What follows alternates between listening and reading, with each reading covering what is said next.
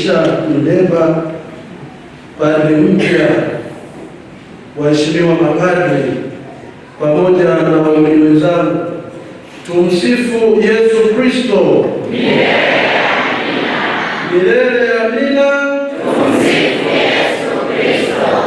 Wapendwa taifa la Mungu, tuna kila sababu ya kumshukuru Mwenyezi Mungu kwa neema na baraka anazotujalia, lakini pia kwa zawadi ya padri mpya Padre Elisha Mdeba, kwa kuweza kusema ndio kwa sauti ya Mwenyezi Mungu, kwa kuweza kukubali majukumu haya mazito, majukumu ya kipadri, majukumu ya kuweza kulichunga kundi la Mwenyezi Mungu ambalo atakabidhiwa. Tumpigie makofi mengi.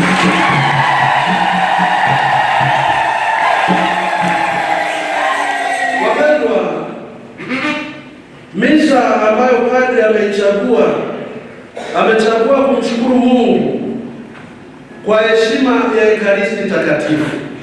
Katika historia ya wokovu, taifa la Israeli waliweza kuadhimisha karamu, lakini karamu hii waliweza kuiadhimisha, kwanza ilikuwa na ukumbusho, lakini pia katika ukumbusho, katika magumu waliopitia, lakini mkono wa Mungu ambapo ulifanya kazi, waliweza kumshukuru. Na ndio maana ndugu yetu Padre Elisha ameamua kuja kuungana na waumini wote wa parokia ya Uyole, waumini wa sehemu mbalimbali, kumshukuru Mwenyezi Mungu kwa zawadi hii ya daraja ya upadri. Tumpigie tena makofi.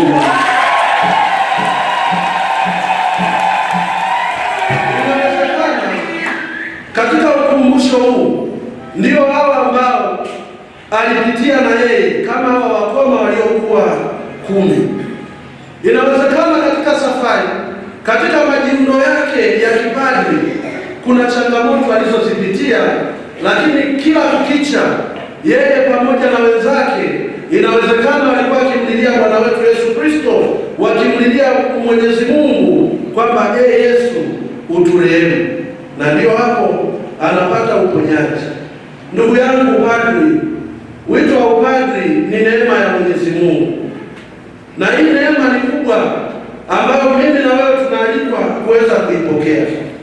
Lakini katika neema hii tunakumbushwa kwamba wale tulioitwa, na wewe umeitwa kutoka katika familia ya kawaida, sio kwa maslahi yako, si kwa sababu ya maslahi ya watu, bali ni Mungu mwenyewe ndio aliyekupa huu wito, ni Mungu mwenyewe ndio aliyekusaidia.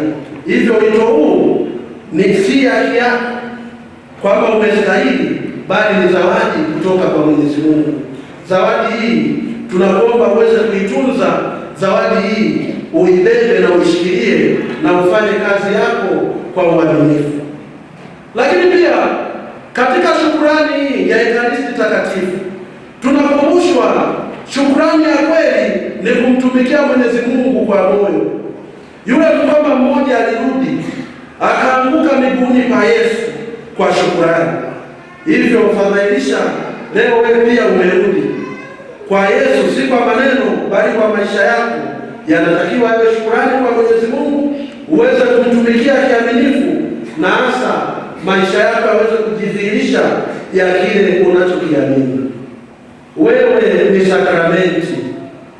Simaanishi kwamba katika sakramenti 7 kuna sakramenti inayoitwa Elisha Mdeba, lakini kwa daraja alilolishikilia yeye ni sakramenti.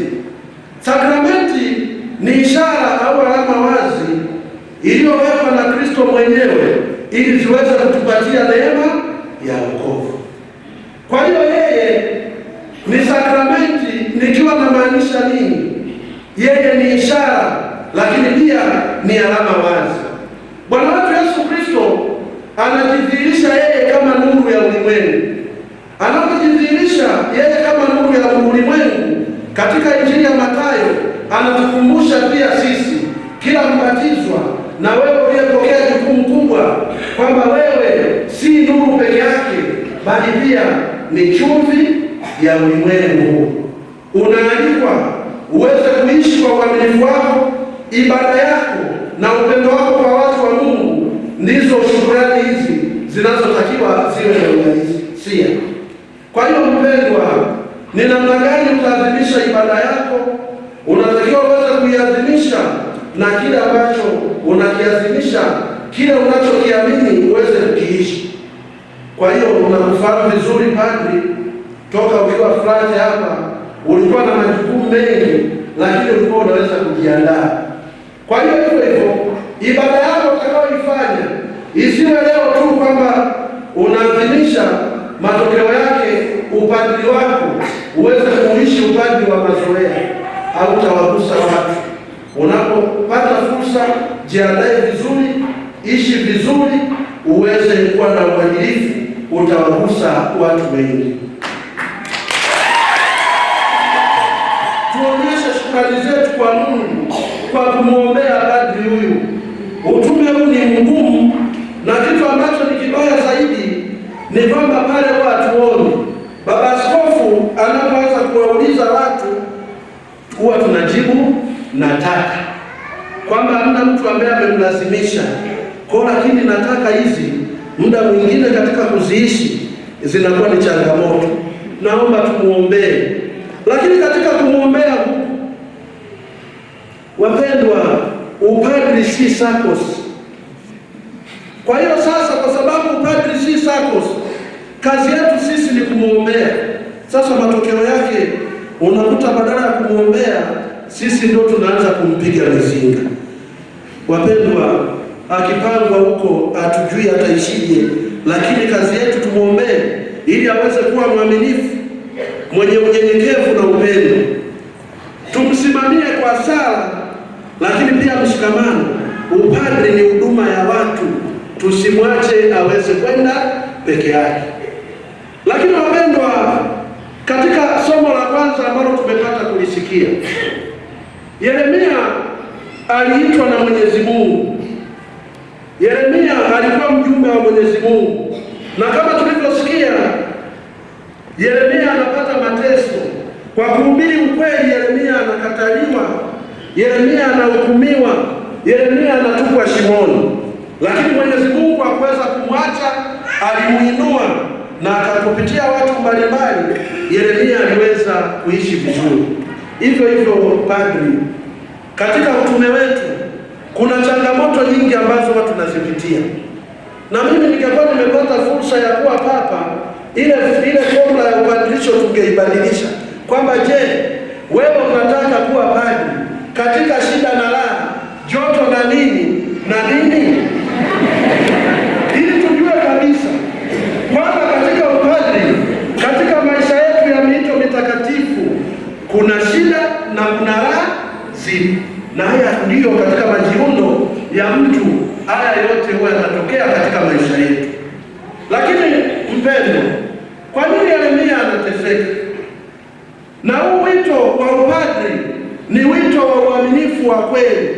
Unaalikwa kuweza kuzungumza ukweli wa Mungu licha ya upinzani mkubwa. Hali haijabadilika hata leo. Kuna mambo ambayo tunatakiwa tuyaseme, tukemee, lakini kwa sababu ya changamoto za sasa hivi inabidi tukae tunasifia, lakini unaalikwa uweze kusema ukweli. Padri unaalikwa kutangaza ukweli, na ndio maana Kristo anajidhihirisha kama yeye ndiye njia, ukweli na uzima, lakini anatukumbusha kwamba ukweli utatuweka nini? Kwa hiyo jamani, atakapokuja kuwapa ukweli, atakapokuja kuwapa dawa yenu, msianze kulalamika sisi tulimchangia michango na nini. Jamani, ukweli unaumwa. Ndio maana Wasafu wanasema ngalimwajile jimba.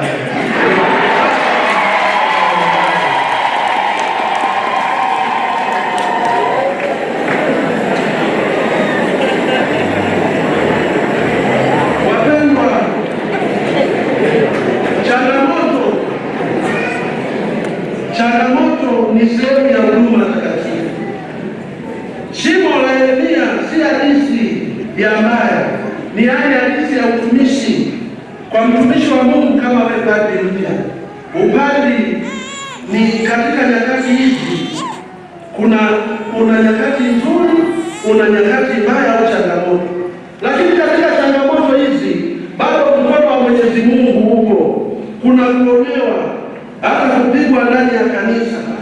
Na hasa unajua, muda mwingine tunapoambiwa michango na dini, wewe umeshabana huko na baba askofu, ukija kuhamasisha huko, watu pengine wanakuzoea, unasikia hasa fadhala tena huyu kaya. Kwa hiyo ndio nyakati hizi ambazo tunazo, kuna kukataliwa, lakini kumbuka siku zote Mungu hakuwahi kumwacha Yeremia. Hivyo hata wewe Mungu hatakuacha katika utume wako. Na ndio maana hata Ayubu anapopitia changamoto nyingi anasema kwamba najua ya kwamba mtetezi wangu yu hai. Kwa hiyo hata wewe umebadilishwa kusima maslahi yako, lakini utambue kwamba mpaka hapa ulipofikia ni kwamba mtetezi wako yu hai. Kwa hiyo wapendwa, katika watetezi hao ambao Mungu anawainua, katika somo hili la kwanza tumesikia mtu mmoja anaitwa Ebed-Meleki. Katika safari ya utumishi unaalikwa usiweze kukata tamaa na kumwacha Mungu. Mungu wainua watu wengi, na watu waliowainua ndio hao ambao walituchangia, wamekufanya hivi, wamekupendezesha na kagari ka usafiri kieneo cha kwenda utume umeweza kukipata. Kwa hiyo ndio hao watu ambao Mungu amewainua. Lakini pia tukiangalia upande wa pili, wewe naye pia unaalikwa uweze kuwa Ebed-Meleki kwa watu wengine. Padri unatakiwa wainue watu walioanguka, uwafariji watu ambao wana huzuni, lakini pia uweze kusimamia haki kwa wanyonge. Chonde chonde, usiwe padri wa matajiri peke yake. Umebadilishwa.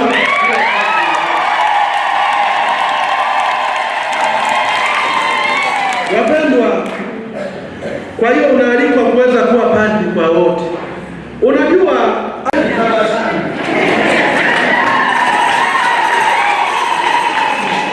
weka muda wako uweze kuwasikiliza waumini. Kuna watu wanataka kuwasikilizwe, anakuja kuyasema nini mambo yake, baadaye anakuambia padri asante, na ndio unapata baraka kwamba wewe ni baba ambaye sio unawakaribia tu katika mahubiri, bali ni baba ambaye unasikiliza.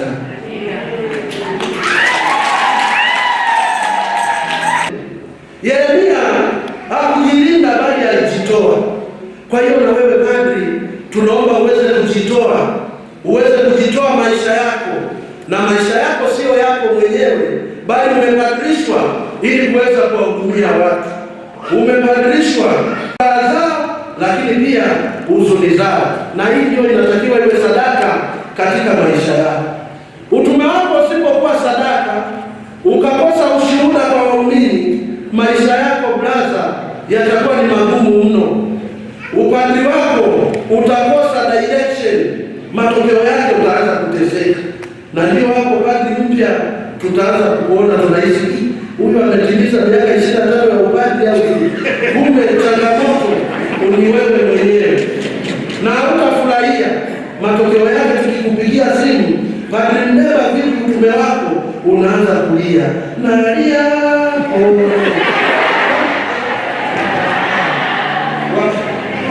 Kwa hiyo ndugu yangu, jitahidi sana kuweza kuishi na wenzetu vizuri.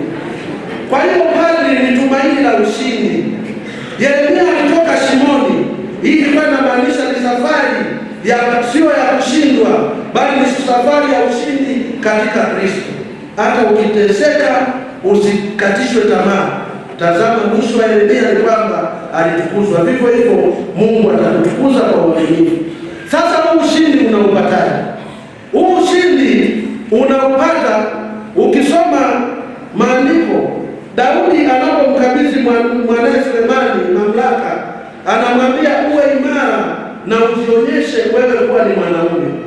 Haimaanishi kwamba ujione kijogoo kwa waumini unaowahudumia, bali huyu Sulemani aliweza yeye alioa wake wengi. Alikuwa na wake wangapi? 700. Na michepuko ilikuwa mingapi? Kwa hiyo wote walikuwa wangapi? Lakini ndio huyu Sulemani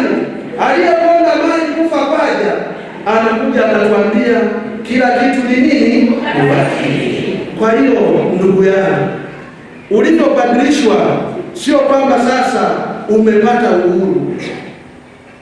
Katika haya yote Sulemani aliona kila kitu ni ubatili, kwa sababu aliona namna mtindo wa maisha ulivyompeleka katika shimo. Hivyo hivyo hata sisi tuna kaka zetu mapadri, na bahati nzuri parokia ya Uyole wako iko miamba huko. Kwa hiyo kuna muda hii miamba itakwambia, ndugu yangu, usipite huko.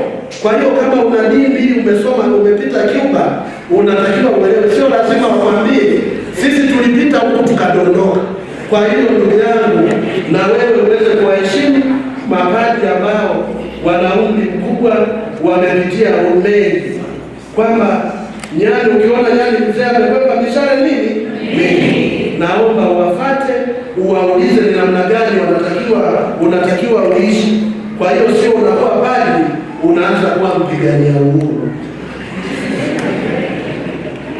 Lakini pia katika somo la pili, Paulo anamkumbusha, anamwambia Timotheo kwamba umkumbuke sana Bwana wako, na imani na injili tunayohubiri inatakiwa iwe ni ya kutangaza mateso, kifo na ufufuko wa Bwana wetu Yesu Kristo. Usijitangaze sifa zake. Kwa hiyo ndio maana namkumbusha kwamba injili ya Bwana ifanyeje? Haifungwi. Kwamba utapangwa sehemu mbalimbali, utapangwa vijijini, lakini ukumbuke kama kuna watu wa kukusikiliza, injili ya Bwana haifungwi. Na ndio maana nakukumbusha kwamba vumilia mateso pamoja nami kama askari mwaminifu wa Kristo. Hilo na uhakika unavumilia. Hili somo ni muhimu sana kwa maisha ya padri. Usianze kutegemea mapokezi ya kifahari kila mahali. Mara nyingine utakutana na watu ambao hawajakupokea, lakini tumesikia wewe bado ni padri kijana. Utaenda kwenda Garijembe, watasema mtoto tumemlea sisi, hatuna haja ya kumsikiliza. Hayo yote yanakuja. Wengine watakupima kwa uwezo wako wa kuhubiri, wanasema mbona wale wengine walihubiri vizuri.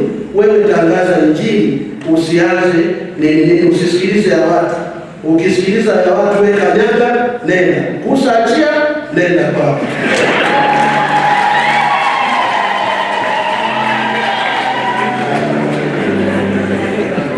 Lakini sasa ushauri wa mwisho, wapendwa, mtanisamehe kwa maneno mtakayoyatumia, ashakumu si matusi. Padri mpya, kadri unavyopanda juu, makalio yanaonekana. Padri mpya, kadri unavyopanda juu, makalio yanaonekana. Leo ukidondoka, watasema yule padri mpya wa parokia ya Uyole amedondoka. Leo wazazi wako wakifanya kosa, watasema wazazi wa yule padri mpya wamedondoka. Jitahidi sana uweze kuwa mwadilifu katika kazi zako. Jitahidi sana uweze kuwa na imani iliyo thabiti. Kila unachokihubiri, kila unachokiongea, angalau kiweze kujidhihirisha katika maisha yako. Baba mmoja alikuwa anamfundisha mwanae kwamba, mwanangu, kabla hatujala lazima tusali. Siku ya kwanza kweli waliweza kusali. Siku ya pili mtoto anamuuliza babake, baba, mbona hatujasali? Baba akasema tumesali kimoyomoyo. Siku ya tatu hivyo hivyo, baba, mbona hatujasali? Tumesali kimoyomoyo. Siku ya nne hivyo hivyo. Siku ya tano mtoto naye akaamka, hajamwamkia baba yake. Baba anamuuliza, mwanangu, mbona hujaniamkia? Wakasema, baba, nimekuamkia kinini? Kwa hiyo ndugu yangu, kama wewe unahubiri lakini maisha yako ni ya kimoyomoyo, ukumbuke hivyo hivyo kundi utakaokabidhiwa. Ukiwauliza, mbona mjalipa zaka? Watakwambia, baba, zaka tumeilipa kimoyomoyo. Mbona mmendi jumuiya? Baba, tumeenda jumuiya kimoyomoyo. Imani bila matendo imekufa. Umetumwa si kupendeza watu, bali kumfurahisha Mwenyezi Mungu. Kuwa na matumaini ya kawaida. Usiwe na matumaini zaidi. Ulitaka kuwa padri, ndio tumaini lako, sasa umekuwa nini? Padri. Sijui kupangwa parokia gani, no. Ishi upadri wako vizuri, utapata dhiki. Lakini asante sana kwa kusema ndio kwa sauti ya Mwenyezi Mungu. Ingekuwa heri leo msikie sauti yake, msifanye migumu mioyo yetu. Tumsifu Yesu Kristo.